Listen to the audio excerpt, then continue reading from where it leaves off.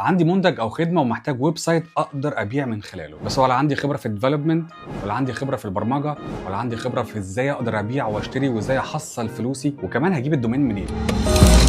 فانا لقيت الحل، عشان كده جيت اودو النهارده عشان اتعرف على التيم ازاي اقدر اعمل الاونلاين ستور بتاعي. بس السؤال الاهم، لازم اكون بفهم في البرمجه عشان اقدر اعمل الويب سايت بتاعي؟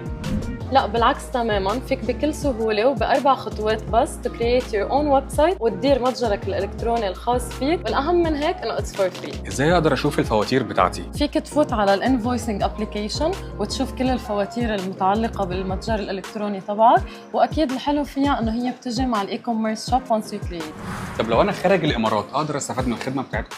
يس أكيد، so لما تعمل create ل your website you can choose the country where your business is located in. طب لو عندي بضاعه اقدر اعمل ايه في التخزين؟ فيك تو انستول انفنتوري ابلكيشن، وهيك بتكون انتقلت من الفري سبسكريبشن للستاندرد سبسكريبشن، والرسوم جدا معقوله. بالاضافه من هيك انه عندنا اكثر من 45 تطبيق فيك تستفيد منهم على حسب احتياجاتك. وبكده اكون جاوبت اغلب الاسئله اللي انتم محتاجين تعرفوها. لو عايزين تعرفوا تفاصيل اكتر اكتبوا لي في الكومنت كلمه اودو، ابعت لكم لينك فيه تفاصيل كامله.